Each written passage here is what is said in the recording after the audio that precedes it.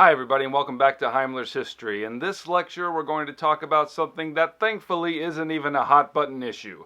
Immigration. Oh, I hate immigrants. Well, but they're human beings just like you. Boy, where I come from, human beings speak American. So as Whitey began pushing west and respecting Indian rights to their ancestral lands, they emptied out the eastern coast of the continent, and as they did that, it just so happened that bukus of European immigrants came in to take their place and fundamentally altered American society. So let's see how these immigrants got the job done. It's time to kick it old school.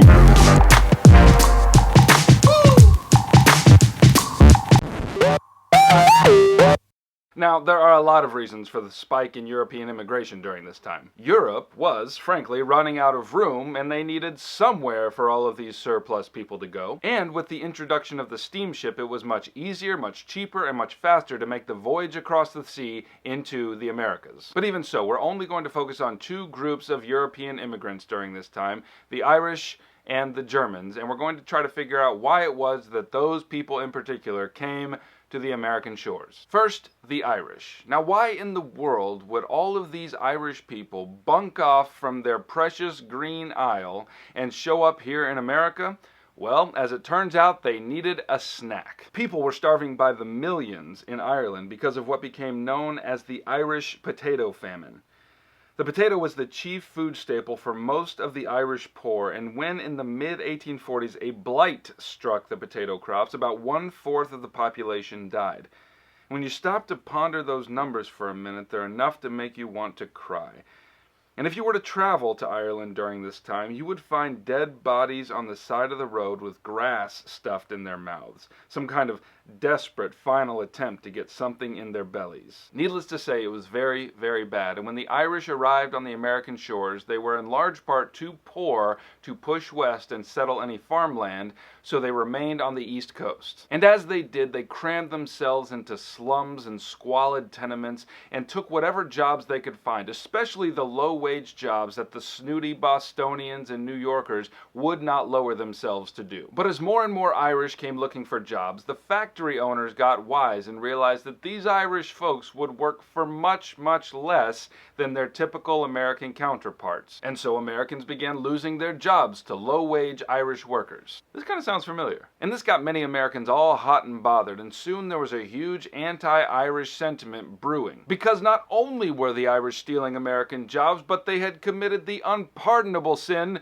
of being Catholic, what with all their popery and genuflecting. But as it turns out, the Irish eventually settled in and found themselves a home. Many of them acquired some land and got some standing in society. Some of them formed workers' unions, the most famous of which was known as the Molly Maguires in Pennsylvania, which labored to improve their lot and their wages. And, maybe most significant of all, the Irish were attracted to politics. It wasn't long before they gained power in some of the most influential city machines like Tammany Hall in New York. And it wasn't too long after that that you began to see the Irish flooding the police force, where they drove the paddy wagons carrying off criminals in the very vehicles that used to carry them away.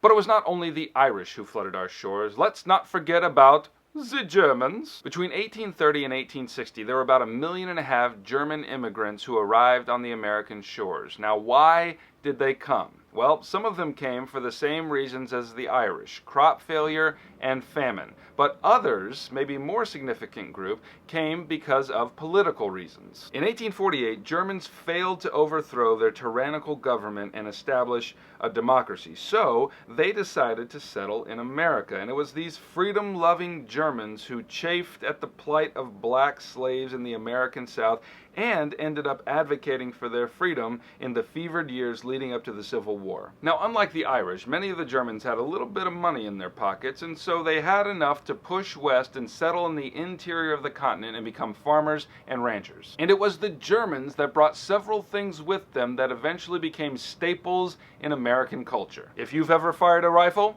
thank a German immigrant. If you've ever put up a Christmas tree in your home, thank a German immigrant. But it wasn't all puppies and wiener schnitzels for these new German immigrants.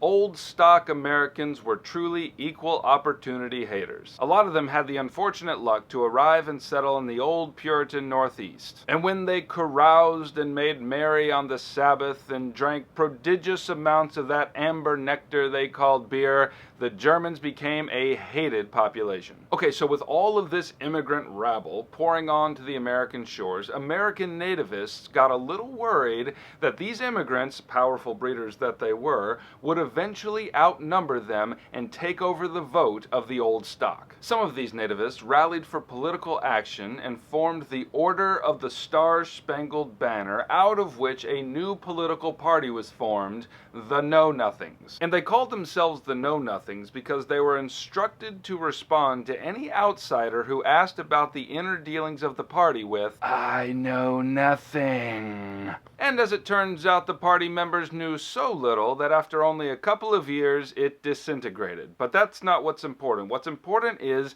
that there was political action against all of this new wave of immigration. But the truth of it is this: even with the old stock haters flapping their gums and knowing nothing, the American economy needed the immigrants just as much as the immigrants needed the American economy. And this is not just my opinion. Historians generally agree that if it were not for the large influx of European immigrants during that time, that the largely agricultural America would have been left out of that industrious wave of industry known as the Industrial Revolution. But we'll have to wait for more on that next time. I'll see you then.